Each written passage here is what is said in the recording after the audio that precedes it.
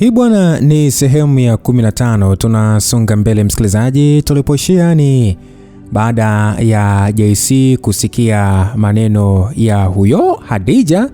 Hadija tunafahamu ya kwamba ni mke wa Joshua. Sasa Hadija akajifungukia siri zote kuhusiana yeye na mume wake. Yote tu ni kumtayarisha mwamba ili, yani ni kama unajua ile sijile. Ushakusikia mtu anasema kwamba una kiherehere, una kisabengo. Umeona? Sasa yeye alikuwa anaongea vile ikiwa ni kumfanya tu labda JC ajisikie kwamba yuko huru. Yani sio yote nani? Unaweza kujikuta unaongea vitu ambavyo hata hutakiwi kuongea. Unamwambia mtu vitu ambavyo hakutakiwa hata kujua. Wewe unaongea tu ukijua kwamba labda tu ngoja tu niongee basi kama part ya story. Kumbe hapana. Asa baada ya jamaa kufahamu ya kwamba Mariam katekwa na aliyemteka anaweza kafika huko na akamfanyia kitendo cha ukatili Mariam. Hilo jambo lilimshtua sana JC, na JC tayari ameshapigiwa simu na Bi Zawadi kwamba huko kuna changamoto kwa sababu Mariam hayupo, kaondoka na Tesha, hawajarudi mpaka hivi sasa, na mimi pamoja na Joshua ameenda kuwatafuta. Sasa kitendo cha kusikia hivyo JC akajua hapa kutakuwa kuna shida. Kwa hiyo tunasonga mbele msikilizaji, langu jina ni Lucas Lumbas, mtayarishaji ni Alton Tony. JC anatuambia kwamba Hadija aliniambia kwamba tuachane nao tu, watajua wenyewe huko bwana. Sisi tujilie zetu bata, njoo baby. Alitaka kunivuta uso ili sasa tufanye maandalizi ya jambo letu, lakini nikajitoa kwake na kusimama kabisa kutoka kitandani. Kisha nikaanza kutafuta namba fulani vya simu. Hadija akauliza kwamba vipi tena Mai? Nikapata namba hii na kupiga. Kisha nikaweka simu sikioni. Hadija akauliza tena, wewe unampigia nani?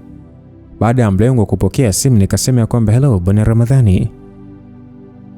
Ilikuwa ni askari Ramadhani ndiye ambaye nilikuwa nampigia, na Ramadhani akasema kwamba hello vipi kuna jipya? Nikamwambia kwamba ni mbaya sana mkuu, nahitaji msaada wako. Ramadhani akauliza kwamba ni kuhusu huyo mwanamke ama? Nikasema kwamba hapana, ni mdogo wangu ametekwa. Nilimwambia hivyo Ramadhani, na baada ya kumwambia hivyo nikaona sura ya Hadija sasa ikionyesha mshangao mkuu baada ya mimi kusema hivyo. Naye akasema kwamba wewe. Sasa askari Ramadhani akauliza kwamba mdogo wako ametekwa lini na nani? Nikasema ni hii jioni kaka, na kuomba utume tu hata watu hapo watu ambao wako hapo karibu kaka, au wewe utuma tu watu waje nilipo kaka. Mimi nimemshikilia mtu huyo ambaye anafahamu alipo hao wapumbavu. Nilimwambia hivyo. Hadija akasimama na kuanza kunisogelea huku akisema kwamba unafanya nini sasa, unaongea na nani wewe? Askari Ramadhani akauliza kwamba ndo aliyeongea hapo? Nikamjibu ndio. Hadija akanishika mkono kusema kwamba unafanya nini sasa bwana, unataka kunigeuka mbona hivyo? Nikamsukuma kwa nguvu mpaka alipoangukia kitandani, nami sasa kwa hasira nikamwambia kwamba wewe tulia hapo nitakuwasha makofi sasa hivi. Hadija akauliza kwamba mbona sikuelewi? Basi askari akauliza kwamba wewe uko wapi? Nikasema kwamba tuko hapa Mbagala rangi tatu hapa, lile eneo lenye tawi la benki ya KCB, sijui kama unalifahamu. Ramadhani akasema haina shida, tutalipata tu, endelea kumshikilia huyo asikuponyoke. Nikasema sawa, tafadhali waambie vijana wako wawahi kaka, mdogo wangu anaweza akawa kwenye shida kubwa.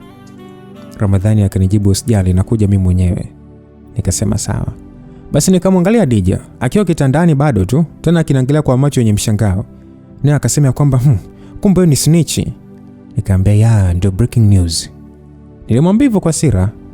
Akasimama na kutaka kunipita ili sasa aukimbilie mlango, lakini nikamshika kiunoni kwa nguvu na kumvuta tena akirudia kitanda. Alipiga makelele akasema kwamba niache. Nikamwachia kweli. Nami nikaifuata pochi yake na kuchukua simu yake. Kisha nikauwai mlango na kutoka. Nikaufunga mlango kwa ufunguo kabisa. Na kutokea humo ndani nikawa sasa namsikia jinsi alivyopiga mlango na kuita kwa sauti ya juu akitaka nimfungulie. Kelele zake zikawa sasa zimewatoa baadhi ya watu waliokuwa kwenye vyumba vyao hapo juu na kutokea chini pia. Na yule mwanamke wa mapokezi pamoja na mlinzi wakawa sasa wamekuja pia kujua nini kiliendelea.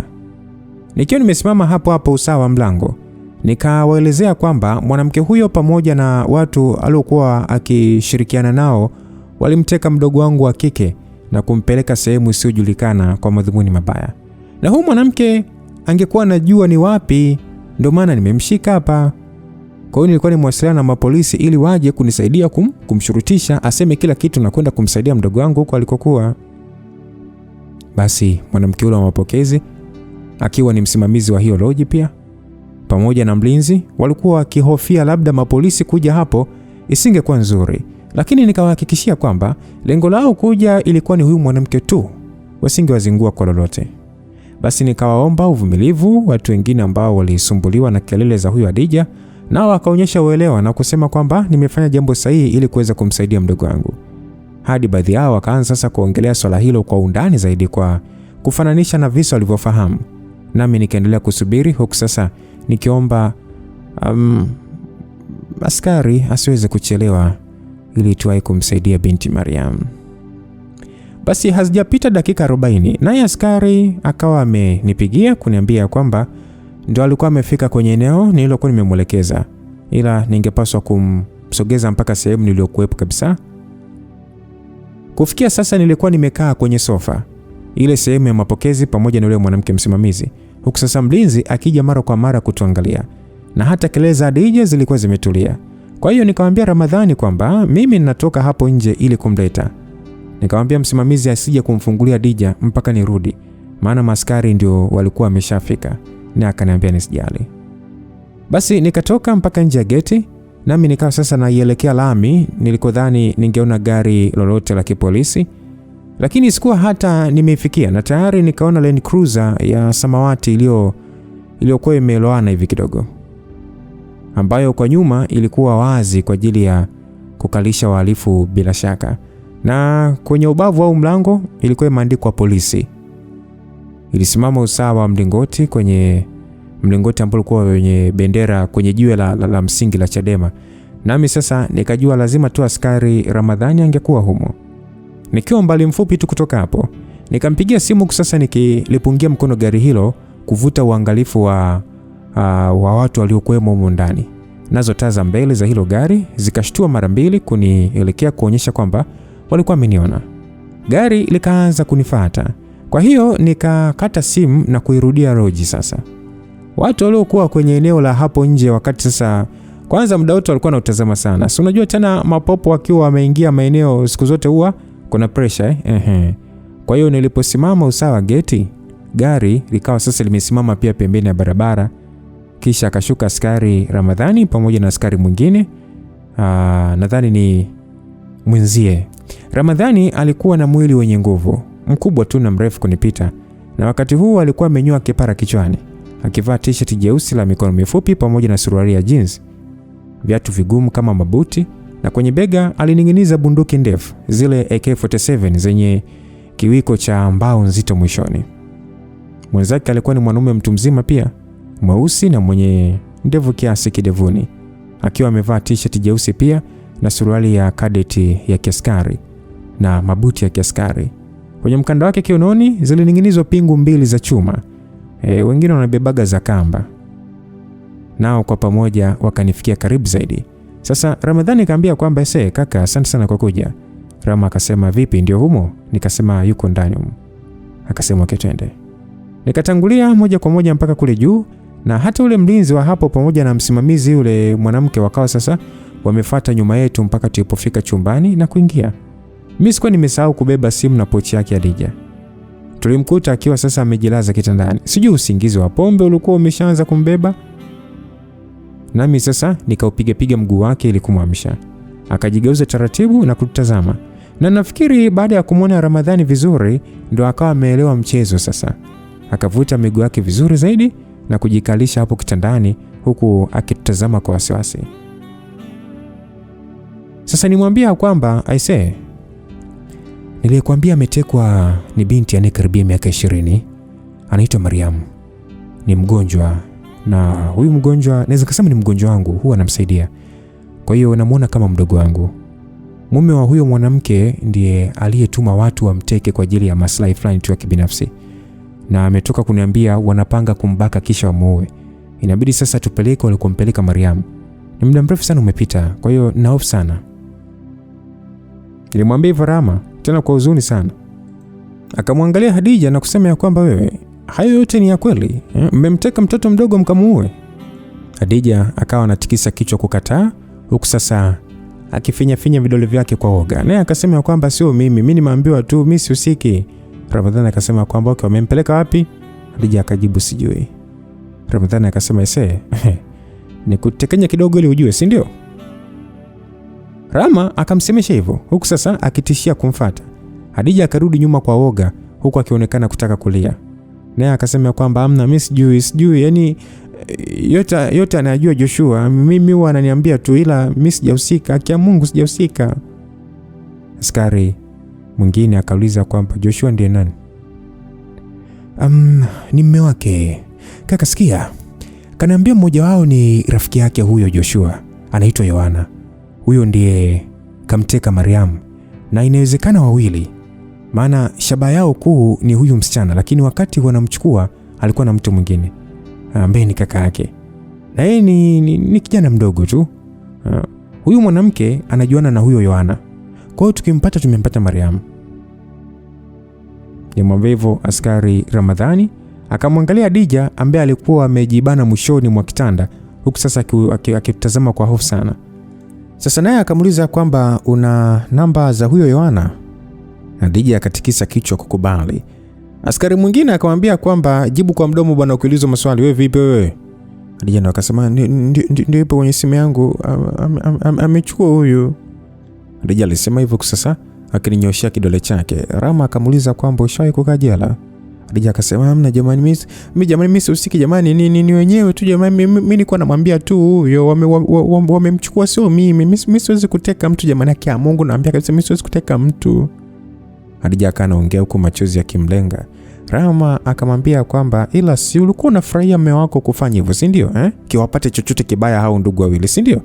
Sasa acha moto huku akie. Cha moto takiwa na wewe. Hadija akaanza kulia huku akitikisa viganja vyake eti kwa mideko. Aliniudhi. Rama akamwambia kwamba wewe sasa nisikilize, acha ujinga, umesikia? Acha ujinga kujiliza hapa, nisikilize. Kama hautaki tufikishane pabaya, utafanya kila kitu nitakachokuelekeza. Sijui unanielewa? Hadija akatikisa kichwa haraka kuonyesha yuko tayari. Ndipo Rama akaomba nimpatie simu ya mwanamke huyo, naye akaanza kumpanga sajua kile alichotaka afanye. Hadija hakuwa na namna ila kukubali tu kila kitu, naye akapewa simu yake ili sasa kutekeleza amri za askari. Yule msimamizi alikuwa hapo pia pamoja na wapangaji wengine wa vyumba waliokuja kushuhudia, nami nikawa tu natazama muda kwa wasiwasi mwingi sana. Ilikuwa ni saa 5 kasoro sasa, ambayo yangekuwa yametokea hata sijui. Basi Rama akamsemesha Hadija akamwambia kwamba haya pigie. Mwanamke akatina kupiga simu, kisha akaweka mfumo wa kipaza sauti, yani loudspeaker, ile maongezi ambayo yangeendeshwa yasikike kwetu sote. Basi simu ikapokelewa. Oi, Sugar vipi? Umenimiss tayari? Sauti ya mwanaume ikasikika kutokea upande wa pili. Sote tukaelewa kwamba huyo alikuwa ndo Yohana. Hadija akasema baby, nimekumisi uko wapi? Kwani hujui misha tuliofanya leo? Alafu mume wako zamu hii yani akizingua, aisee yeye ndo tutakayembanika. Kazi zote tunafanya sisi. Yeye ka relax tu na kupiga domo eti hela zitakuja tu. Mkishamteka hela zitakuja, mkishamfikia hela zitakuja. Hivi anafikiri yeye kuteka na kuua mtu kazi rahisi sana Yohana alisema hivyo. Rama akamonyeshia Hadija kwa ishara ya kidole kuwa awaishe mambo. Na huyo msichana kwani uko wapi? Umempeleka wapi? Nijua tu hivyo ungekuingia. Unawaza kwamba nimeshamfinyia ndani ya ukweti? So kwamba yani ni muhimu tu nijue.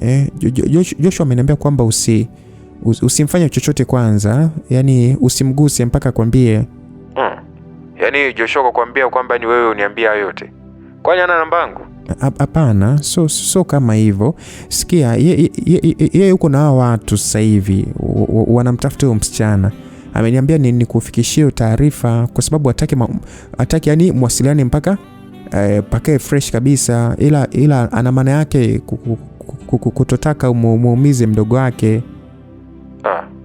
Ina maana nikageuka kuwa mdogo wake sasa hivi wakati ameshanituma mara 2 kumuua. Wewe vipi wewe? Kwa hiyo umemuua? Bado, kamelala bado. Huyu mjinga mmoja huyu yani alitumia midawa mingi sana kweli kweli kukalelewesha.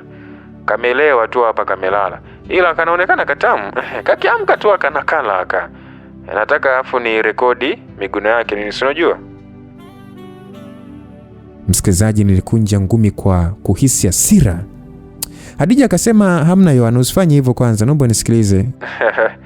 Nilijua ni hivyo tu na kusumbua. Kichululu cha mume wako sio kama mkonga wangu. Ndio maana hata utaki mimi niuingize kwingine zaidi yako. Tret, Na siku akijua unachepuka kwangu, sijui ndo na mimi nitatumia watu waniue. Ila hamna bwana, kwanza hata upendwi kama hivyo. Upendwi bwana. Yohana akamalizia kucheka kizembe. Hadija akaonekana kukosa amani, lakini akasema, kwa hiyo umempeleka pale pale kwako tunapokutanaga? Kwenye kichali chetu cha mapenzi pale. Kule maficho palikuwa ni mbali sana. Alafu na hilo jambla Mbagala sasa tukaona sasa tuwalete tu hapa kwanza. Vipi unataka kuja nini? Ulileta hilo sambwanda lako hilo? Yani wote yeye na kaka yake? Wewe mbona maswali mengi sana? Kwani umekwaje wewe? Amna. Nilikuwa tu naangalia kama mazingira yanaruhusu ili labda nije. Mimi mwenyewe kweli nimekumisi. Kumbe kweli unataka kuja sasa hivi? Sasa mume wako si atazingua? Au kwani analala huko? Ama mimi ndo nije? Maana madogo wote tumewafungia hapa. Sasa wewe ukija wakakuona ama kusikia miguno yako, si watashtukia dili. Watashtukia dili bana. Shangazi katuteka. Yohana alisema hivyo. Hadija akawa sasa anatazama kwa wasiwasi, naye Rama na mimi tukaangaliana kwa makini. Yohana aliendelea kuongea tu. Unajua tumehangaika sana kuwaingiza hapa kwa siri. Sio salama kutoka na kuingia mpaka huu mchongo ukate. Hata mwenyewe nimekumisi, ila kwa leo ufunga bana, pamebana. Hapa tunangoja ifike saa 8 hivi ndo tuwachinja hao kuku huko nje. Tuwafukie na mengine ndo afanyeje endelee. Mama wako ana paniki mno tatizo. Nafikiri yani kwamba sisi hatujui kazi yetu. Au wewe si ndo mjumbe wake? Mwambie atulize mshono. Kazi itakamilika kama tulivyopanga bwana. Asianze kuanza kuingiza biashara zingine sasa hivi. Basi sawa. Sisi ndo wakali. Yani sisi kiprotomax yani. Sisi ndo wakali wa hizo kazi yani. Zamu hii asiwa ametuhuzunisha tu, lakini na yeye bwana tutamzingua. Kama akifanya vitu vikaenda ndivyo sivyo tutamzingua, maana hata magari bado tunatumia ya mkopo. Kwa hiyo mwambie hivyo bwana. Rama akamwonyesha Hadija ishara kuwa akatisha mazungumzo, na mwanamke akasema kwamba haya baadaye baby, haya bye. Mbona hamna? Askari Rama akakata simu kabla maneno huyo mpuzi hayajamalizika. Naye akamwambia Hadija kwamba vizuri, haya nyanyuka sasa. Unatupeleka kwenye hicho kichali cha mapenzi sasa hivi. Hadija akawa ananiangalia kwa huzuni sana, lakini sikumuonea huruma hata kidogo. Kwa lipi labda? Akajitoa kitandani na kusimama pembeni ya msimamizi wa hiyo loji. Basi askari mwandamani akamfuata na kumfunga kwa pingu mikononi, huku akisema kwamba watu wengine hata sijui yani wakoje jamani. Mtu anaongelea ni kumchinja mwanadamu mwenzie kama kuku vile, na anacheka kabisa. Mwanamke msimamizi akajibu, leo ndo amepatikana. Asarama akamuuliza Hadija kwamba hiyo sehemu ni mbali sana. Hadija akatikisa kichwa kukanusha, na akasema kwamba ni hapo tu Mzinga, eneo fulani hivi la ndani. Fukumba alikuwa Mzinga tu hapo. Ila maisha. Nikamwambia askari Rama ya kwamba kaka, na wasitu hai tu. Watu wanaonekana kuwa ni vichaa. Rama akasema kwamba isiye kweli, na ndo watu wa kuweka mbali kabisa na jamii. Wewe pita. Rama alisema hivyo na kumamrisha Hadija namna hiyo. Mwanamke huyo akatangulia kutoka huku akifuatwa na ukaribu na askari mwandamani, na si wengine sasa tukawa nyuma yao.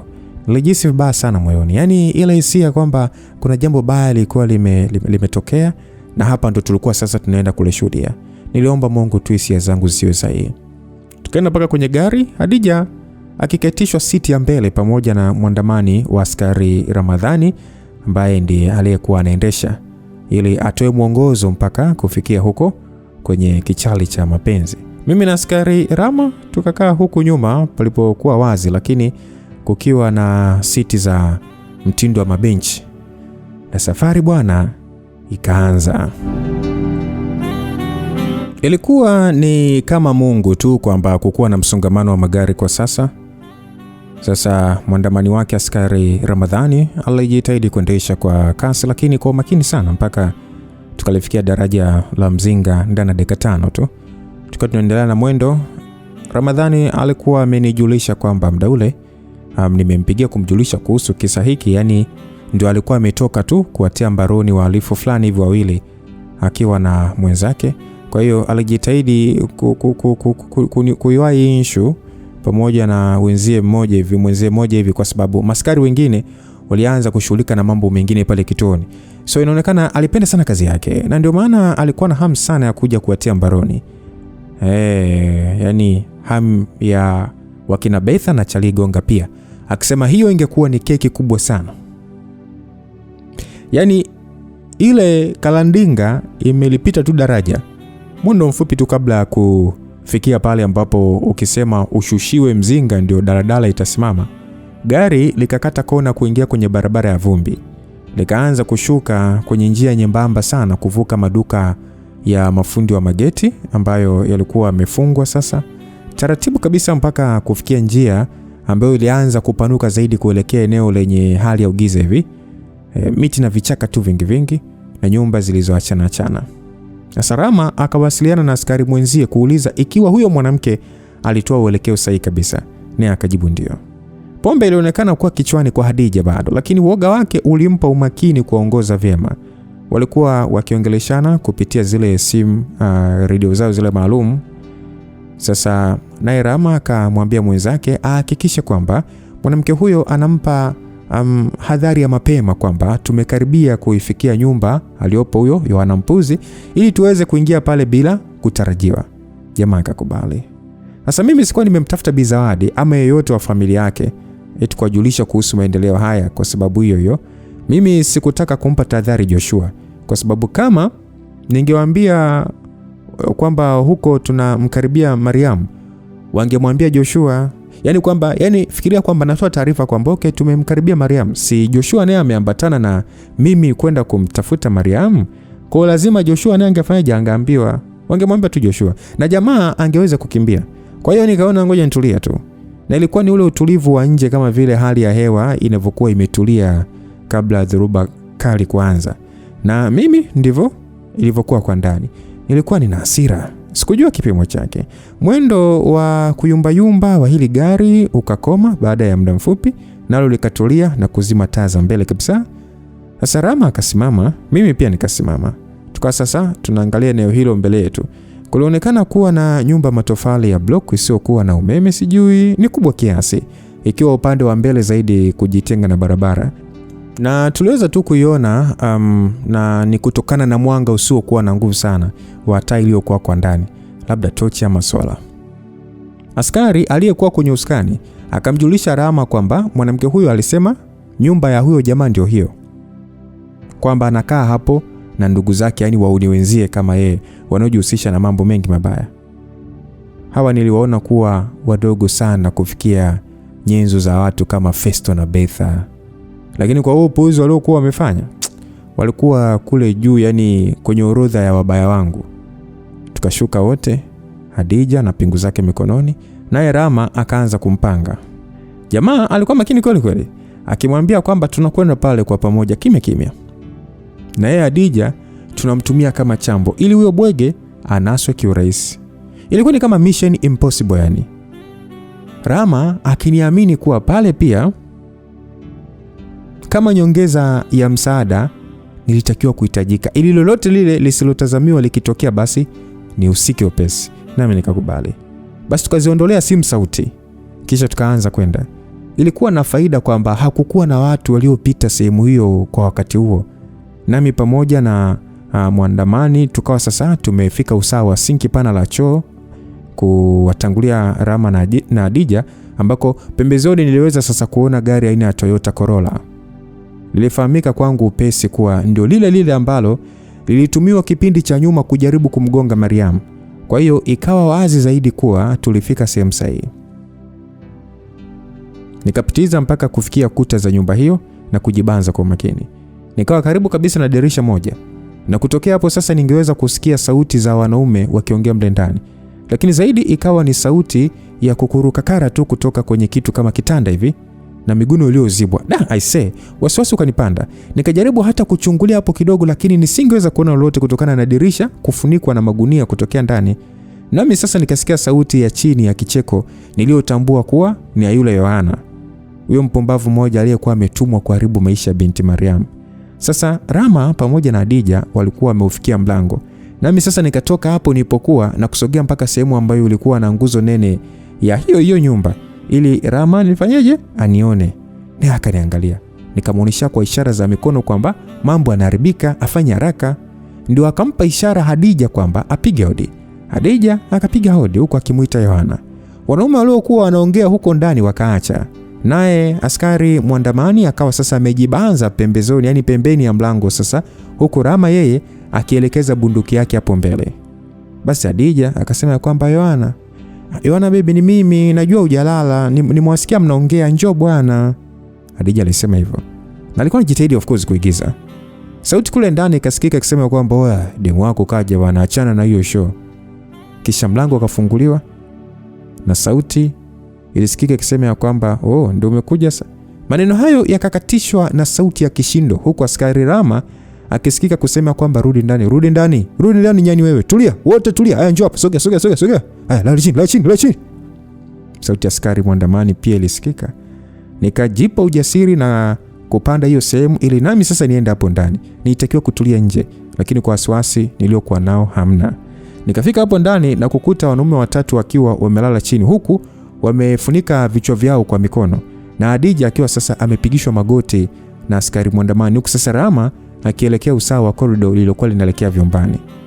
Hapo walipokuwa wamelala hao jamaa, palikuwa na mkeka chini. Kulikuwa kuna stuli mbili pembeni na viti vya plastiki vilivyokuwa vimeunganishwa huku na kule. Sakafu iliyokuwa ni ya kokoto, ikionekana hii nyumba bado haikuwa imekamilishwa kiujenzi, na ni harufu za sigara tu ndo ambazo zilikuwa zimetawala hewani. Nikamwangalia Rama akiwa sasa anaelekea huko mbele, nami nikamuwai na kumuonyesha mlango wa chumba kilichokuwa kwenye kona aliyoipita huko nyuma. Nikamuonyesha kwa ishara kwamba humo ndio kuna tatizo. Naye akageuka pamoja nami na kukifuata hicho chumba. Tulipokifikia sasa, Rama akasema kwamba haya, wewe uliomo humo ndani, sijui nani Yohana, sijui akili promotop, sijui nini, toka haraka sana, toka. Askari Rama aliamrisha hivyo. Ningeweza kusikia sauti za kilio kilichozibwa kutokea humo. Aliyekuwa ndani hakutoa jibu kwa amri ya Ramadhani. Askari huyu akajaribu kuusukuma mlango kwa nguvu, lakini haukufunguka. Nikaupiga pamoja naye kwa bega pia, wapi. Kisha ndo jamaa akarudi nyuma kidogo na kupiga kwa teke zito, nao ukafunguka kwa kubamiza kabisa. Sarama akaingia taratibu sasa akinyosha bunduki yake mbele, nami pia nikafuata nyuma yake. Nilichokikuta kilifanya nishiwe nguvu kabisa. Kwenye chumba hicho kulikuwa na kitanda cha double decker, na kwenye godoro la chaga ya chini ndo aliyokuepo Mariam akiwa amelala bila kuwa na nguo hata moja. Hivi mnanielewa? Alikuwa amelazwa kama alivyotoka kwenye tumbo la mama yake. Pembeni yake alisimama mwanaume mtu mzima kama tu askari Ramadhani, akiwa anamalizia sasa kufungua kamba zilizoonekana kuwa zilimfunga binti Mariam mikono na miguu kwa kuutandaza mwili wake hapo ili amuingie kinguvu. Huyo jamaa alikuwa na mwili mnene kiasi na kitambi cha pombe, mweusi mwenye ndevu kiasi kidevuni, na sasa alikuwa kifuani wazi na vinyweleo vyake tu kwa kijistiri kwa libukta chini. Na ndio akawa sasa anamaliza tu kuifungua kamba ya mwisho mguuni kwa Mariam na kumvuta binti huyo kwa nguvu sana. Asema Mariam alikuwa amefungwa kwa kitambaa mdomoni, macho yake yakitirisha machozi mengi sana huko akitetemeka. Na mwanamume huyo alikuwa ameushika mwili wake usiokuwa na nguo kutokea nyuma yake, huku sasa mkono mwingine ukiwa sasa umeshika kisu na kukiweka karibu na shingo ya binti. Nilihofishwa sana na hicho nilichokiona mbele yangu. Moja kati ya taswira mbaya sana tunazoonyeshwaga kwenye filamu za wazungu ndio ikawa mbele yangu. Nilihofia sana usalama wa huyo binti. Ilikuwa imembidi Rama asitishe kwenda mbele zaidi, lakini hakuishusha bunduki yake. Huyo jamaa ikiwa sasa nadhani ni Yohana, akawa sasa anatuangalia kibabe, huku sasa kionyesha ni kutotaka mchezo, la sivyo angemkata Mariam kweli kweli. Sasa Rama akamwambia kwamba unajua nini? Hemu usijisababishie matatizo makubwa, sawa Acha kabisa mdogo wangu, sawa? Shusha hicho kisu, mwachie huyo mtoto, halafu jisalimishe. Rama alimwambia hivyo jamaa kwa besi nzito akasema kwamba hivi nafikiri mimi ni fala. Wewe ndio utupe bunduki yako, la sivyo mimi nitamchinja huyu, stani. Mimi ni mkatili vibaya sana. Rama akasema eti kwa hiyo ukimuona nafikiri mimi na mimi kwamba eti ukimuua mimi nitakuacha. Jamaa akasema kwamba ndio nakwambia hivi, itupe bunduki, la sivyo namuua. Tena tupe huko kwangu. Nilikuwa nahisi kuna hasira fulani hivi kuna nipanda mwilini, lakini sijui la kufanya kutokea hapo. Rama akasema kwamba unafikiri tuko kwenye movie eti? Hebu acha ujinga basi, mwachie mtoto. Jamaa akasema kwamba wewe ndio mjinga kama hutairusha hiyo. Hata hakumaliza maneno yake. Kabla ya kumaliza, Rama akafyatua risasi moja iliyotoa sauti kali sana. Nishtuka kwa kutokutarajia hilo na kuziba masikio yangu, huku sasa nikiinamia pembeni. Kisha ndio nikatazama hapo mbele tena. Sasa huyo Yohana alikuwa anapiga kelele za maumivu, huku akiwa sasa ameanguka chini na mguu wake ukionekana kuvuja damu nyingi. Askari Rama alikuwa ameshawai hapo, naye akamshika Mariamu mkono kutokea chini ambapo binti alikuwa ameangukia pia na kumnyanyua ili sasa afanyaje asimame. Kisha akamtolea kitambaa mdomoni. Nikasimama vizuri zaidi, mapigo yangu ya moyo yakidunda kama ngoma. Nami nikaingia ndani hapo zaidi mpaka sasa kufikia aliposimama Mariamu. Rama akamwachia binti na kumsogelea huyo Yohana karibu, kisha akaweka bunduki yake begani na kumshika mkono, akianza kumburuza kwenda nje na makelele yake. Nikamwangalia Mariamu kwa huruma na kumshika mabegani, naye akawa sasa anaangalia kwa hofu kama vile hanijui. Yaani macho yake yalionyesha kuniogopa, huku viganja vyake vikitetemeka usawa wa kifua chake cheupe. Nilijihisi vibaya sana moyoni, mpaka nikakosa neno lolote la kumwambia. Ningesema nini sasa? Sikujua na nisingeweza kuelewa ni hali ipi ambayo huyu binti alikuwa amepitia. Ila hii haikuwa sehemu ya kuendelea kukaa. Wazo la kwanza katika kichwa changu lilikuwa ni kumwaisha Mariamu hospitali baada ya kumpata Tesha pia. Na bado sikuwa na uhakika ikiwa kaka yake alikuwa hapo. Sikuona nguo yote ya kike humo ndani. Hivyo kwa haraka nikalitoa shuka lililokuwa limefunika godoro la chaga ya juu kwenye kile kitanda, nami sasa nikaufunika mwili wake kuanzia shingoni mpaka miguuni.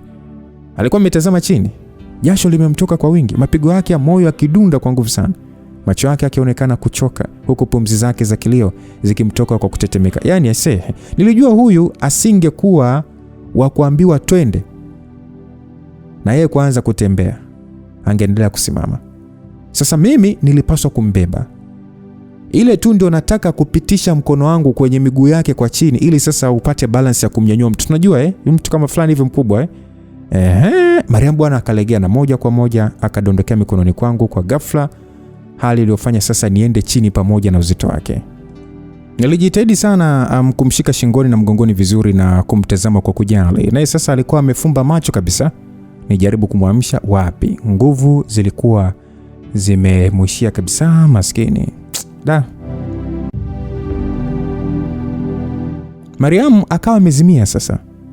Nikamnyanyua upesi lakini kwa uangalifu sana ili nisimuumize sehemu yote. Kisha ndio nikatoka kwenye hicho chumba na kuanza kuelekea nje. Wakati huu wale wanaume watatu pamoja na Hadija walikuwa wametolewa nje na kupelekwa mpaka kule tulipokuwa tumeliacha gari, kujumuisha na Yohana aliyekuwa ameshapandishwa nyuma kwenye lile gari la maskari, na wenzake sasa ndio walikuwa wanapanda, huku Rama akiwasimamia na bunduki lake. Nikiwa naelekea hapo sasa nimembeba Mariamu mikononi, nikapishana na mwandamani wa Rama ambaye alikuwa anarudi kule ndani kutafuta vitu vingine vyenye thamani ya kutolewa kutoka kwenye vyumba ambavyo hawakuwa wametafuta bado. Nikafika mpaka karibu na askari Ramadhani. Nikimuona yule Yohana kwenye gari jinsi alivyokuwa analilia maumivu ya mguu wake. Sasa Rame alinitazama usoni. Kaka, tunahitaji kumwaisha Mariamu hospitali. Ameshua nguvu. Nilimwambia hivyo, akasema kwamba okay, ila hapa nafasi ya kumweka humu haitoshi na hatuwezi kumbeba na hawa wajinga. Hebu ngoja. Rama alisema hivyo. Kisha akaelekea upande wa mbele wa gari hilo na kufungua mlango, halafu sasa akatoa kile kifaa cha mawasiliano yao, mapolisi wanakijua wao wenyewe bwana. Akaja tena upande wangu. Nilikuwa nimewaangalia watu hao walioshikiliwa sasa na kuona kwamba walifungwa kwa zile pingu kwa kuunganishwa miguu. Yaani pingu zilikuwa 2. Kwa hiyo moja ilitumiwa kufunga mguu mmoja wa Hadija na mwenzie kwa kuunganisha. Vile vile wanaume wengine 2 ikawa ni hivyo hivyo. Huku Yohana tu ndio akiwa hajafungwa, maana risasi aliyokuwa ametandikwa ilimtosha kabisa kutulia. Basi Rama akauliza kwamba funguo za lile gari ziko wapi? Rama akamuuliza hivyo mmoja wa wale wanaume 3 baada ya kurudi. Alikuwa akimuonyeshia ile gari ya Toyota ambayo ilikuwa pembeni ya nyumba. Na huyo jamaa akasema kwamba sijui huyo hapa ndio anazo. Alimuonyeshia Yohana kwa kusema hivyo. Naye Rama akamuuliza kwamba hey, nyinyi wa kleptomaniacs, funguo za ile gari ziko wapi bwana? Jamaa akawa anaonesha maumivu tu ndio yamemkolea, lakini akasema kwamba zipo kwenye suruali. Rama akasema okay, chumba kile tulichokukuta ama? Yohana kutoa jibu na kuendelea kuugulia tu kwa maumivu, na bado alikuwa kifua wazi tu huku akionekana kuishiwa nguvu. Rama akaweka radio yake ile ambao anawasiliana maskari na kusema kwamba afande, ingia afande. Sauti ya yule askari mwandamani sasa ikasikika ikisema kwamba nakupata mkuu, nimekuta kijana mwingine hapa amefungiwa kwenye chumba kinachojengwa huku upande wa choo na bafu huku, ndio namtoa sasa hivi. Niliposikia hivyo nikaelewa moja kwa moja kwamba huyo angekuwa ni Tesha. Mungu huyo. Rama akasema kwamba sawa mlete, alafu kwanza hebu ingia kwenye kile chumba alichokuwa amewekwa huyu wa kike huyo. Mwenzake akauliza kuna nini? Rama akasema kwamba angalia hapo kwenye mifuko ya suruali yoyote utakayoiona, ukipata funguo zozote wewe njoo nazo. Askari mmoja akasema sawa. Basi Rama akashusha hiyo radio yake na kuniambia kwamba nenda naye huyo hapo. Wakitoka mwambie mwenzangu akupe hizo funguo. Umesikia? Utumie gari kuwabeba hawa watu hai kuondoka. Si unajua tena unafahamu kuendesha? Nikajibu ndio. Rama akasema okay, nenda tutangulia tu ili tufike hospitali ya karibu unayojua. Nikasema sawa. Basi nilisema hivyo na kuondoka tena. Huyo askari alikuwa ni mwerevu sana. Nilitembea kwa kuwahi huko bado binti Mariamu akiwa mikononi mwangu na ni mbali na fahamu zake. Yani sikuwa nimetarajia kuiona hii siku ikigeuka namna hii. Inaonekana mlio wa risasi kutokea hapo ulikuwa ni kama umeshtua wengi, kwa sababu eneo zima lilikuwa limetulia. Yani hakukuonekana mpita njia wa usiku wala kelele za wadudu na wanyama usiku. Nafikiri hata wachawi walikuwa wamejificha kwanza. Nilipokuwa sasa nimekaribia nyumba hiyo tena, nikamwona Tesha akiwa anatolewa nje na yule askari mwandamani akishikwa mkono. Kisha wakasogea upande wa mbele zaidi, huku sasa nikiona kwamba askari huyo akishikilia jagi lililoonekana kuwa na maji mengi. Akaanza kumnawisha Tesha usoni. Akamnawisha pia sana ilikuwa ni machoni. Na kijana huyo alikuwa anafumba na kufumbua macho yake kwa njia iliyoonesha maumivu sana. Nikawa nimefika karibu nao, nami nikamsemesha Tesha. Aliniita kwa matumaini pia, lakini hakuweza kuniangalia vizuri kwa sababu macho yake alimuuma mno. Ilikuwa wazi kwamba hawa watu waliowateka ndio waliokuwa wamesababisha hilo. Bila kupoteza muda, nikamuelezea askari huyu kile ambacho Rama alisema nifanye. Naye kweli akawa ametoa funguo za gari lililokuwa pembeni yetu, kisha tukalifuata na yeye kulifungua. Nikamuingiza Mariamu upande wa nyuma na kumlaza vizuri tu kwenye hizo siti, kisha ndio nikatoka na kuchukua funguo za gari. Tesha tayari alikuwa amesaidiwa kuingia na kukaa kwenye siti ya mbele. Hivyo nami nikakaa kwenye usukani na kuasha gari. Uzuri lilikuwa na mafuta. Askari mwandamani akaanza kuelekea upande wa gari lao. Nilipokuwa sasa mimi nimeanza kuligeuza hili, kisha ndo nikawapita akiwa sasa ameshaingia kwenye usukani pia, na askari Ramadhani akisimama kwa kule nyuma kuwachunga wale wahalifu.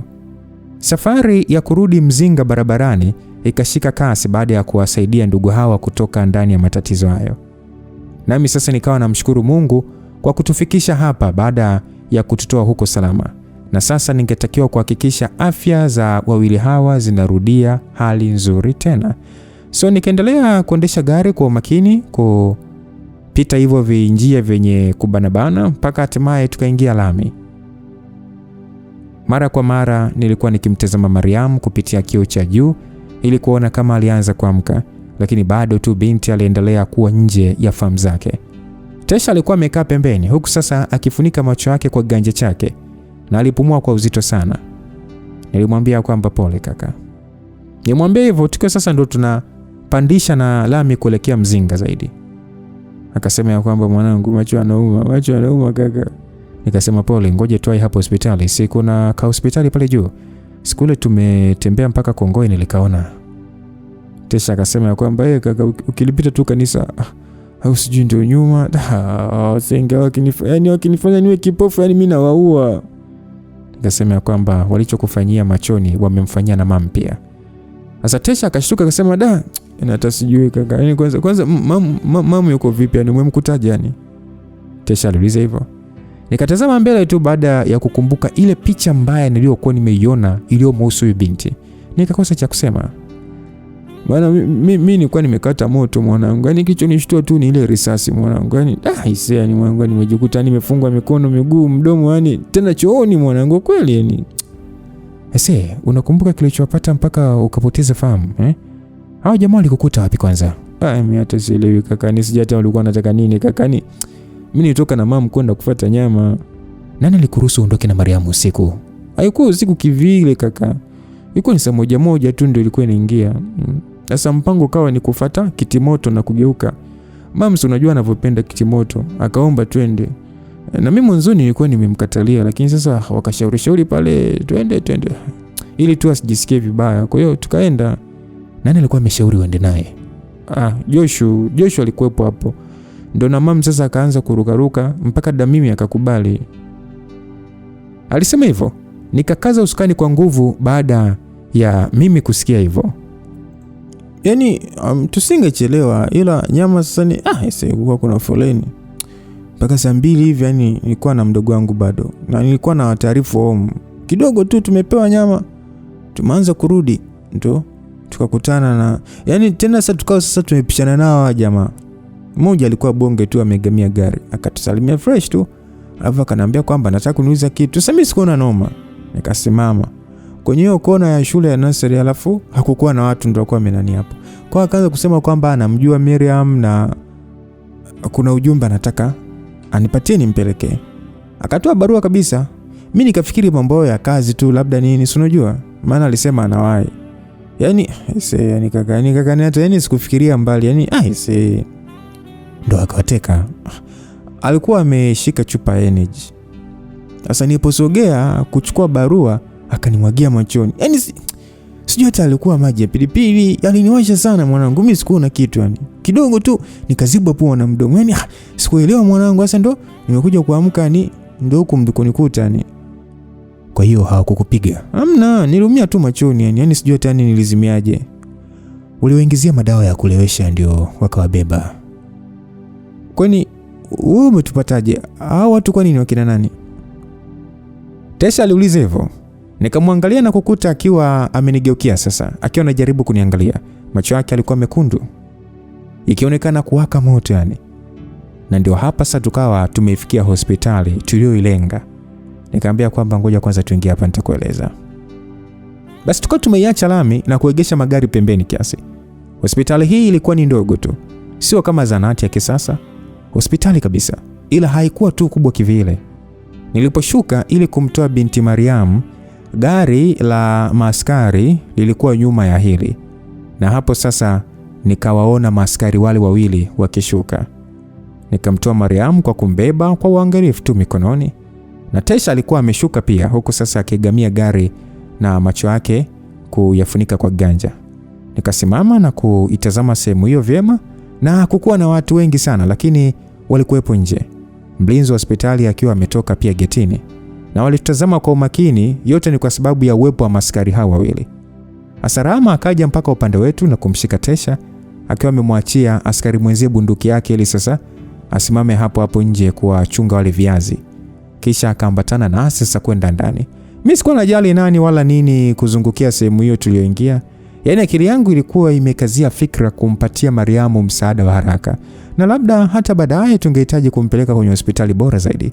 Ila kwa sasa hapa ndio pangekuwa mwanzo mzuri. Kwa hiyo tukawa tumempata muuguzi mmoja hivi, ni mama hivi. Naye askari Rama akamwambia atuongoze kwenye chumba cha matibabu ya dharura ili tumwaishe Mariam na upande wenye kutoa tiba za macho, na taarifa itumwe upesi kwa daktari kumfahamisha kwamba kuna dharura. Waliongezeka wauguzi wengine pia, hivyo akawaambia kwamba kulikuwa na mtu mwingine pale nje kwenye gari la maskari aliyekuwa na jeraha la risasi mguuni na ni mhalifu. Kwa hiyo wamfuate na kumleta huku ili risasi iondolewe na kukifunga kidonda chake ili kuzuia damu kumtoka. Wawili wale wakati na kwenda kufata kiti cha magurudumu kwanza. Wengine wakaanza kutupeleka mpaka kufikia chumba kisichokuwa kipana sana, ila kilichotoshea vitanda 4 vya magurudumu kwa nafasi pana na mapazia ya kijani ya kukinga kila kitanda kwa ajili ya ustiri. Nikamlaza Mariam kwenye kimoja, huku Tesha akiwa sasa amepelekwa kwenye kingine na kukaa. Na hata vile viwili vilivyokuwa vimebaki kwa hapo vilibeba wagonjwa wengine pia. Sasa Rama akawauliza wauguzi wa kwamba daktari alikuwa wapi, maana hakuwa amefika hapo bado. Nao akawa amesema kwamba anakuja. Lakini mimi na askari twende nje kusubiri. Basi askari Rama huyo akawa mkali kiasi na kuambia wauguzi wawili watoke hapo pesi kwenda kumfuata daktari, la sivyo tusingeondoka. Nao wakati akamuuliza aliyekuwa amebaki kwa nini tulikuwa tumemleta na Tesha hapo, wakati alimwambia wampeleke kwa tabibu wa macho. Ndio akawa amesema kwamba huyo daktari wa macho hakuepo, kwa hiyo tumtarajie huyu aliyekuepo ndio aje kumsaidia na Tesha pia. Basi hayo yalipokuwa yakiendelea huo muda wote, mimi nilikuwa tu nimesimama pembeni ya kitanda alicholalia Mariam nikimtazama binti huyo kwa simanzi kuu. Nilikuwa nahisi kushindwa kumlinda huyu binti, wakati ndio kitu ambacho nilikuwa nimejiahidi kufanya tokea siku niliyomsukuma ili asigongwe na gari. Msongo mkali ambao ungemwandama huyu msichana kutokana na hayo yote ungekuwa ni mkubwa sana kutokea hapa. Nami sikujua tu ingekuwaje endapo kama afya yake ingezorota zaidi baada ya kilichompata. Siwezi kusema tu kwamba nilikuwa na uhakika kabisa kwamba nilichokuwa nafikiria kimemsibu kilikuwa kimetokea, ila fikra tu za jambo lote ndio zilizokuwa zikinitatiza sana. Sijui ni kwa nini, lakini moyo wangu ulihisi kuwa na hatia kwa sababu ya kuruhusu haya yampate ubinti. Niliumia sana kwa ufupi. Ilikuwa ni kama vile sauti zilizokuwa nyuma yangu zilififia kutokana na fikra zangu kuzama kwa Mariam tu. Ndio nikawa sasa nimerudisha usikivu mzuri baada ya kupigwa kidogo mkononi na kugeuka. Sasa nikawa namwangalia mwanaume mwingine kijana tu mweupe kiasi aliyekuwa amevalia kwa njia iliyoonyesha kwamba yeye ndiye daktari. Asirama bado alikuwa pembeni.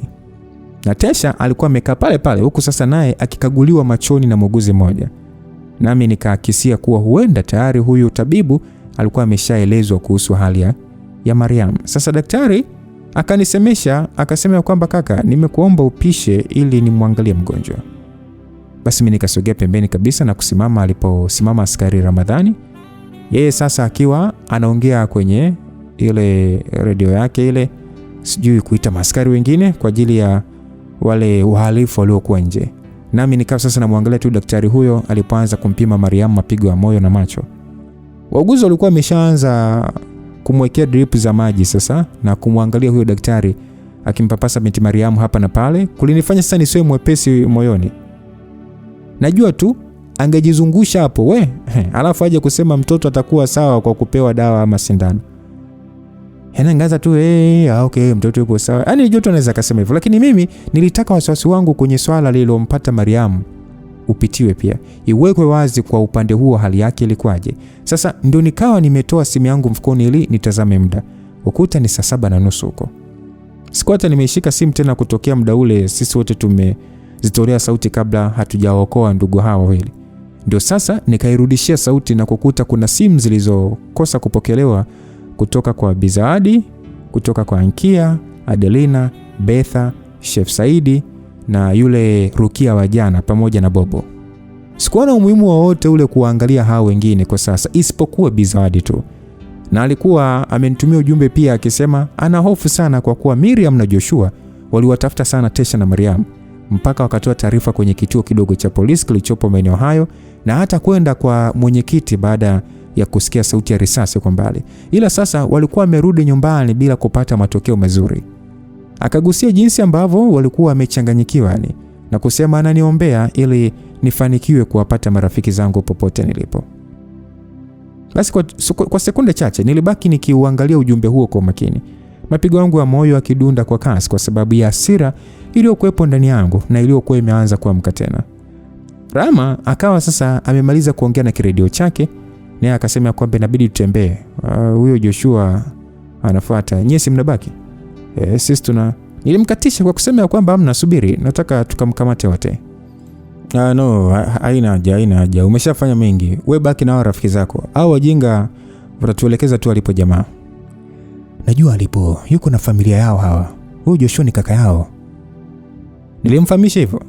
Rama akaonekana kushangaa kiasi na kuuliza kwamba huyo Joshua ni kaka yake na msichana? Ndio.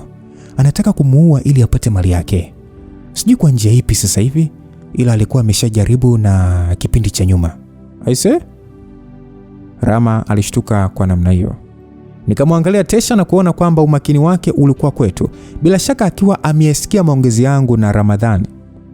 Na tayari alikuwa sasa amewekewa dawa kwenye macho yake ili atulie, kwa hiyo utulivu alikuwa ameanza kuupata kweli kweli. Rama akasema kwamba kuna wenzangu wanakuja kusaidia kuwatoa hao wengine huku. Ngoja kwanza hivi nikamwangalie Yohana na risasi yake. Watakuwa wameshaitoa. Mambo akiwa good tunaondoka, sawa? Nikasema sawa. Basi askari huyo akatoka. Nikamwangalia daktari aliyekuwa akimhudumia Mariam na kuona akiwa sasa ameshika sindano yenye dawa fulani hivi na kutaka kumuingizia kwa kuichoma kwenye mshipa wa mkononi karibia na usawa ulipochomekewa mrija wa fuko la maji ya drip aliyowekewa binti. Sasa nami nikasogea mpaka hapo kabla hajafanya hivyo. Na yeye akaniangalia. Nikamuuliza kwamba hiyo ni dawa nini? Akasema kwamba wewe nimekuambia usogee huko. Unataka kunifundisha kazi ama? Sijasema hivyo na kaka, hebu toka basi hapo, sogea pale, nenda pale. Mguzi mmoja mwanamke mtu mzima tu akaja na kuanza kuniambia hivyo. Sikia, mimi nataka tu hebu nenda pale bwana, tuongea baadaye. Niache nifanye kazi yangu.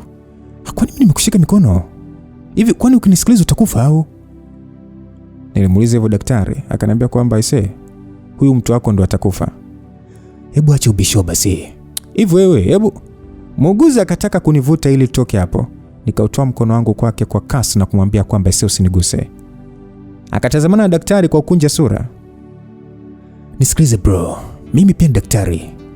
Na naujua usharobalo wa kidaktari vizuri sana hata zaidi yako. Hakuna yeyote anayejua hali ya huyo binti vizuri zaidi yangu mimi.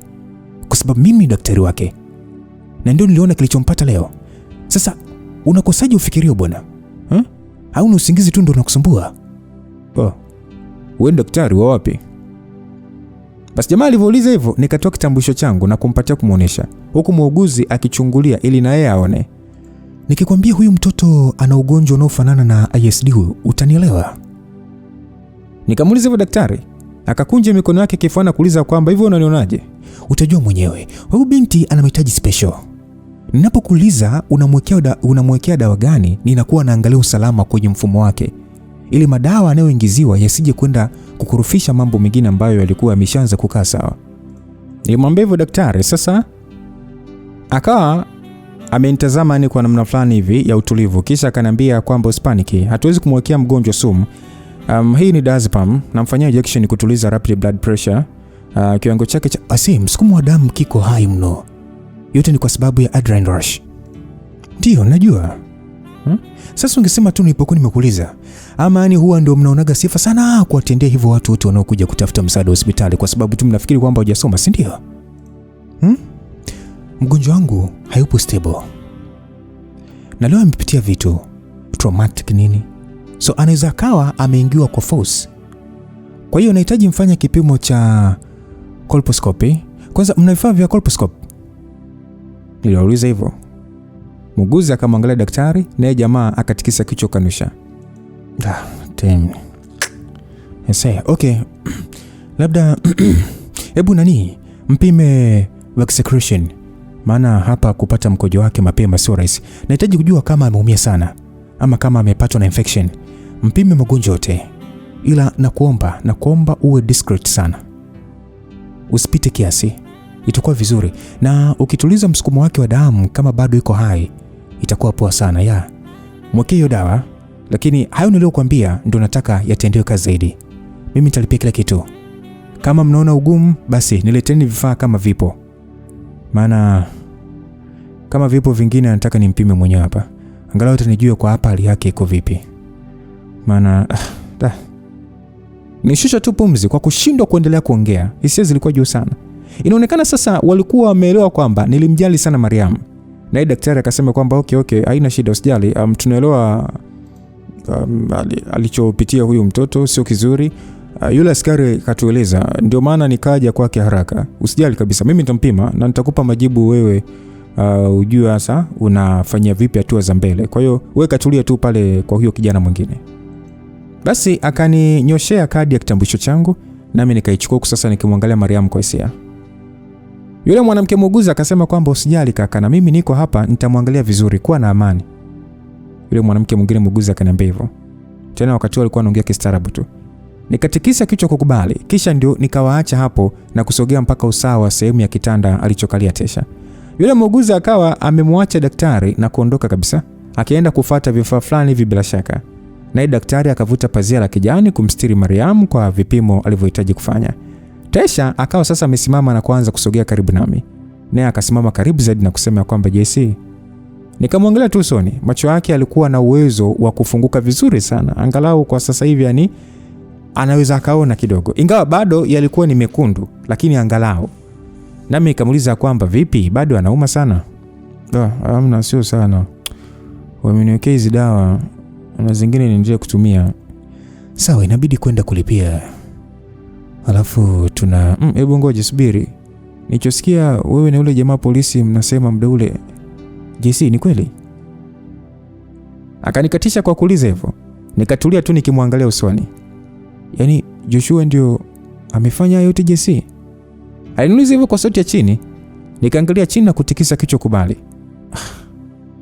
Sasa kwa nini? Yaani wewe umejuaje? Swali lake likakatishwa baada ya Ramadhani kurejea hapo. Nasi kwa pamoja tukamwangalia.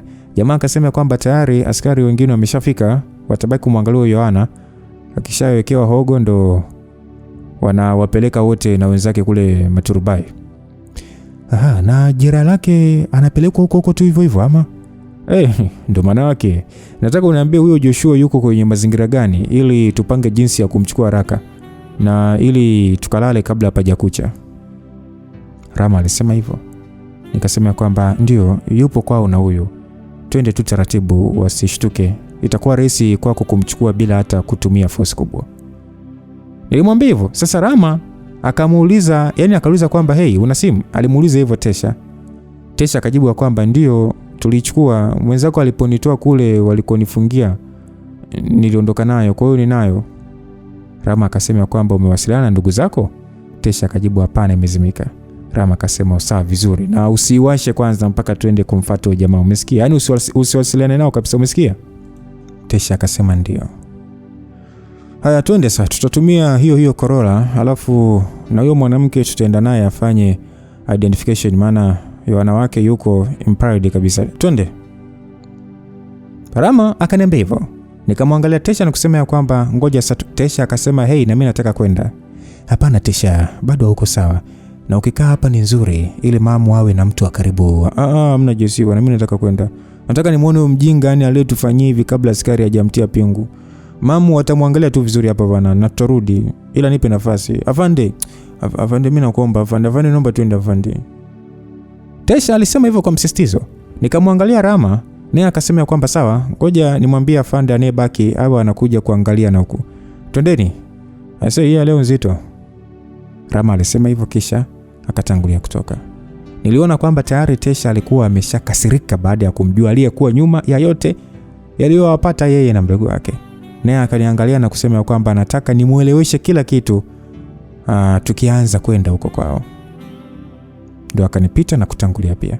Nikajitahidi kutuliza hisia zangu za hasira kutokana na zenyewe kupanda kila mara ambayo Joshua aliingia akilini. Kisha nami nikaondoka sehemu hiyo mpaka nje kabisa. Nikawaacha uguzi na daktari wakifanya kwao. So tukaingia barabarani kwa mara nyingine tena, zamu hii ikiwa ni kuelekea nyumbani kwao Tesha na Mariam. Tulikuwa tumelichukua lile gari la wale wahuni kwa mara nyingine. na ni mimi ndiye niliyekuwa naendesha. Pembeni yangu alikaa Tesha na siti za nyuma walikaa kina askari Ramadhani pamoja na mwandamani wake, huku Hadija akiwa sasa amewekwa katikati yao. Alikuwa amekaa kwa kutulia tu, maana Ramadhani hakuwa ameiacha bunduki yake, huku pingu zikifunga mikono ya mwanamke huyo. Nilikuwa naendesha huku nikimuelezea Tesha kuhusu namna ambavyo mke wa kaka yake alikuwa akinitaka kimapenzi, na alilifahamu hilo, maana hadi tuliwahi kutaniana kulihusu. Sio, unakumbuka msikilizaji? Ila sasa ndio nikamweka wazi kwamba mimi nilitumia njia hiyo kumpeleleza Hadija ili kuzifunua hila za mume wake. Yaani ilikuwa ni kama bahati tu, yaani ni kama kwa mkono wa Mungu tu, kwamba ni jioni hiyo hiyo ya siku iliyoisha nilikuwa nimetoka naye na kumpeleleza, ndio alikuwa amefanya mipango yao ya kumteka Mariam. Na hivyo nikawa sasa nimejiweka kwenye nafasi nzuri ya kuweza kutoa msaada kwake. Tesha na hata waliokuwa nyuma walitulia tu kusikiliza maneno yangu, nikielewa wazi kwamba hiki kisa kiliwagusa watu hawa kwa njia tofauti tofauti. Huzuni kwa Tesha, hofu kwa Hadija, ujasiri na ushupavu wa kikazi zaidi kwa maskari kama Ramadhani. Hata akawa sasa ameniambia kwamba kikweli mimi pia nilikuwa na uwezo wa kuwa mpelelezi mzuri sana kwa kutumia muonekano wangu kuwachengua hasa wanawake wahalifu. Sasa Rama alisema hiyo kauli kwa njia masiara tu. Hata askari mwenzie akacheka kidogo, lakini najua nisingeweza kuja hata kutabasamu tena ndani ya hizi siku chache ambazo zingefuata baada ya hayo matatizo kutokea. Kihoro kilichokuwa rohoni mwangu hakikupimika, yani kilikuwa ni kizito mno. Ndani ya muda mfupi tu tukawa sasa tumefika Masai, nami taratibu nikaendelea kulitembeza gari hadi tukafika na kusimama nje ya nyumba yao Tesha. Basi Rama akauliza kwamba ndio hapa, nikajibu ndio hapa. Tesha akasema kwamba twende tukamtoe mjinga huko ndani, twende. Tesha alisema hivyo kwa hasira. Nikamshika mkono kwanza, na aliponiangalia nikasema kwamba Tesha, kwa sasa nakuomba usije kusema chochote juu ya hali tuliyomkuta nao Mariam kwa wengine, umesikia?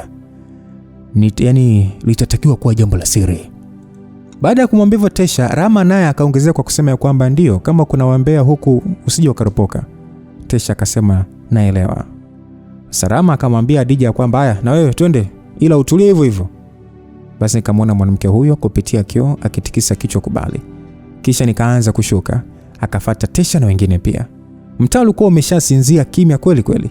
Naye Tesha akawa wa kwanza kulifikia geti, akionekana kuwa na hamu ya kwenda huko ndani kunyoosha mambo. Inaonekana wa pale ndani walikuwa wamesikia ujio wa gari hapo nje. Kwa kuwa ile tu Tesha ameufikia mlango mdogo wa geti ukafunguka, sauti ilisikika ikiita Tesha. Ilikuwa ni sauti ya Shadia. Nami nikawa sasa nimefika karibu na kumuona sasa mwanamke huyo akiwa anamvuta Tesha kwa furaha kuingia ndani. Nikaanza kumuona Miriam, Bi Jamila, Bi Zawadi, Mama Chande na wanawake wengine wawili ambao sikuwafahamu, wakiwa wanakuja pia upande huu, na yule mwenyekiti wa mtaa, sijui kata, sijui mtaa, sielewi. Nani huyu, mnamkumbuka nani huyu? Nani huyu? Mzee Ahmadi huyu, yes. Sasa Miriam akawa amemfikia Tesha na kumshika mabegani huku akimwangalia kwa taharuki, akionekana kuwa amelia sana. Naye akawa sasa anamuuliza kwamba Tesha ulikuwa wapi? Mbona hivyo macho, yani kwanza mamu yuko wapi? Mamu yuko wapi? Miriam alionekana kupandwa na pressure. Na ile tu nami nimeingia hapo getini sasa nikawa nimemuona Joshua pale mlangoni. Nilimwangalia mwanaume huyo kwa macho kama ya simba, mapigo yangu ya moyo yakikimbia kwa kasi kali iliyo niambia kwamba ni kama ni hasira ilikuwa inapanda mwilini kunitaka nifanye jambo fulani hivi, tena jambo baya. Mama wakubwa walikuwa wameanza kunisemesha, lakini akili yangu yote ilikuwa ni kwa Joshua. Kumwangalia alivyokuwa amesimama pale kulinifanya nikumbuke jinsi Mariamu alivyokuwa ameshikwa na Yohana akitishiwa kuuliwa. Na ndio hapo askari Ramadhani na waliokuwa naye wakawa sasa wameingia pia. Tesha alikuwa anajaribu kumtuliza dada yake ili amueleze, nami nikawa naona macho ya Joshua yakiangalia upande wetu kwa kushangaa. Ile tu Ramadhani ameuliza, yuko wapi huyo mpuzi? Nikatoka hapo na kutembea upesi sana kumwelekea Joshua, huku watu wote hapo sasa wakinitazama kwa mkazo sana. Joshua alikuwa amesimama usawa wa geti la mlango wa kuingilia ndani, nami sasa nikamfikia na kumsukuma kwa nguvu mpaka akajibamiza hapo. Kisha nikamvuta na kumwangusha usawa wa vyombo vya kutunzia maua ya hapo nje. Nikaanza kumshushia kipondo. Sasa watu wengine walianza kutaharuki. Mama wakubwa sasa wakaanza kusikika wakiniita, wakawa wananiita kwa hofu sana, na Mzee Ahmadi naye akiwaambia maskari kuwa wasaidie kuniondoa kwa Joshua ili tusiumizane. Lakini Ramadhani akamwambia, kwanza alimwambia huyo mzee ya kwamba waniache tu niendelee kufanya kile ambacho mimi nakifanya. Aisee, nilimpiga Joshua, sikutaka kutania, nirusha ngumi, teke, kichwa, makofi popote pale kwenye mwili wake. Na jamaa alikuwa anajitahidi sana kufurukuta, lakini nikamzidi uwezo. Nilipiga aswa. Sasa Miriam na wengine walikuwa haelewi kwa nini nilikuwa nafanya hivi. Na muda huo sasa wakiomba msaada kwa askari, Ramadhani anasema ya kwamba mwache endelee kufanya anachokifanya. Sasa walibaki wakishangaa pia kumuona Hadija pia akiwa amefungwa kwa pingu. Na ndio Tesha akawa sasa anaelezea kwa sauti ya juu iliyojaa hasira sana. Alimlaumu Miriam kwa kuwa alimuonya mapema kuhusiana na Joshua, lakini akawa hasikilizi. Mwishowe sasa mwanaume huyo akawa amemtia Mariamu kwenye hatari ya kuuawa. Mimi niliendelea kumpiga Joshua kwa hasira sana mpaka akalegea.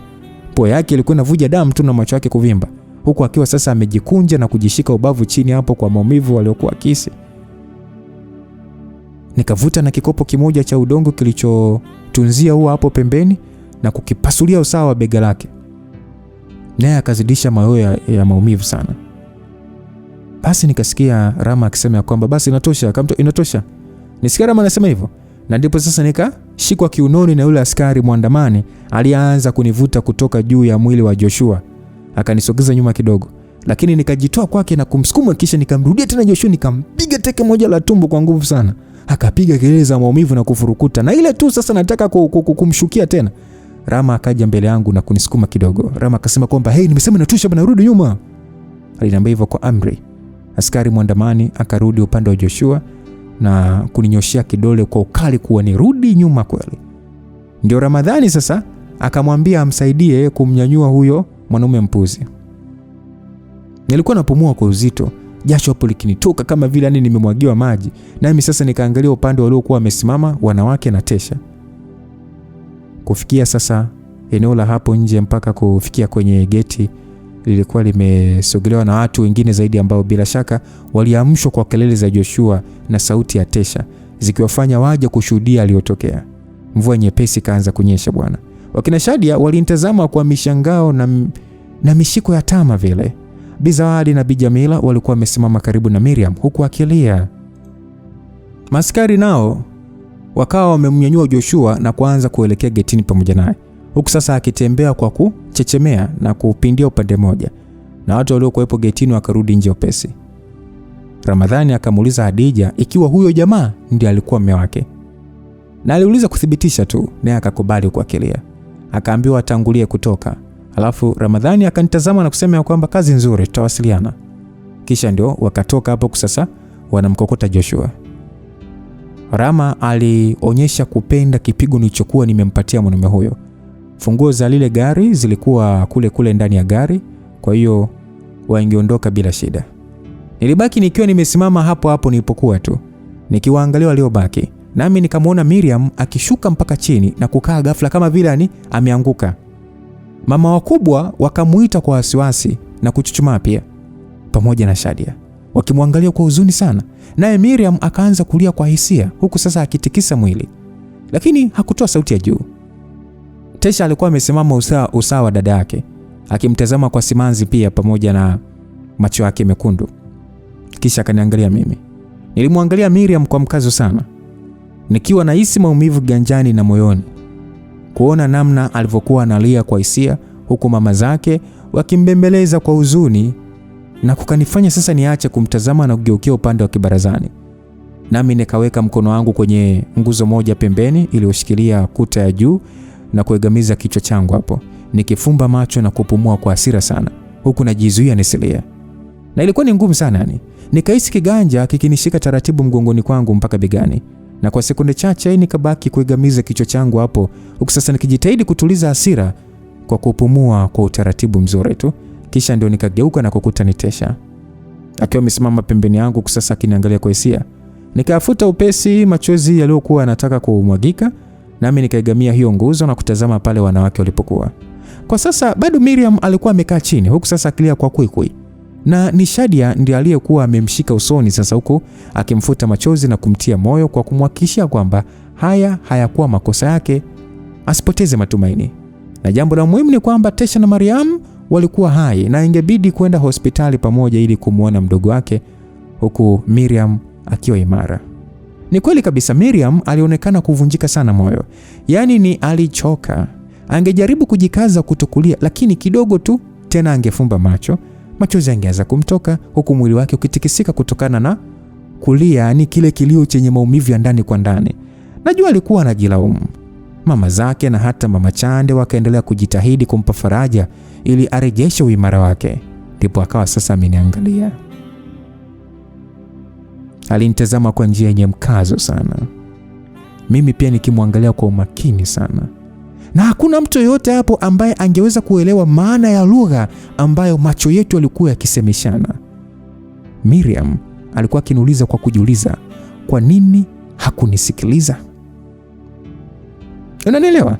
Miriam alikuwa akiniuliza kwa kujiuliza kwamba kwa nini hakunisikiliza. Macho yangu yalishindwa kumuonyesha jibu lolote kwa swali lake la majuto. Nami nikatazama tu chini kwa kuvunjika moyo sana. Msikilizaji, nini sasa kitaendelea hapo? Safari inazidi kusonga mbele. Na nikukumbusha tu, nikwambie kitu kimoja hapo, usije ukajisaulisha. In case kwa hiki alichokifanya huyu jamaa, alafu binti huyu Mimi akajikuta amevutiwa sana na msaada ambao jamaa ameutoa, na akaanza kuonesha sasa ule ukaribu kwa mwamba huyu JC, yani kuonesha kwamba labda ile kumkea sana, kumjali nini kwa sababu ya msaada aliotoa, na ikatokea hata kumpenda kabisa. Yani kwa hiki kitu tu ambacho amekifanya JC hapa, ni kitu kubwa sana kwa hii familia. Sasa binti akianza kuleta ile mazoea ya kumpenda mwamba, itakuwaje ikiwa tu, kumbukeni kuna kitu kinaitwa Festo. Na Festo alishamuonya JC kwamba kaa mbali, yani mimi nitakuacha na Betha, ila usiguse pale, umesikia?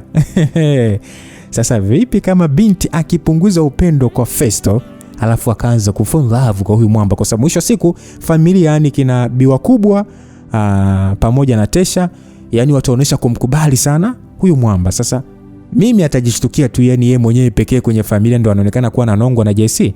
So lazima atajikuta tu ni mtoto wa kike, lazima tu atajikuta anamuelewa mwamba, Sasa akimuelewa itakuwaje wakati bado kuna mission zingine zinaendelea ambazo bado JC hajaweka wazi hii familia, na bado hatakiwi kutoa siri za kwake yeye na kina Festo na kina Betha. Oya. Kumekucha, tukutane sehemu inayofuata msikilizaji, kuendelea kufahamu hatimaye sasa JC wameanza kumjua yeye ni nani. Wapunguze shobo wapuuzi hawa. Tukutane sehemu inayofuata, tuendelee kufahamu mengi zaidi. Baada ya huyu jamaa kuingia mikononi mwa polisi, je, Joshua atatoka salama ama na yana watu wake huku nyuma? Au mwisho wa siku tena kwa yote aliyofanya JC, mwisho wa siku tena Miriam atatoa huruma kwa Joshua kisa tu ni ndugu na wamwache salama? Mdoto ulikuwa na Lucas Lumbas, mtayarishaji Elton Tony. God with you till we meet again. Bye bye.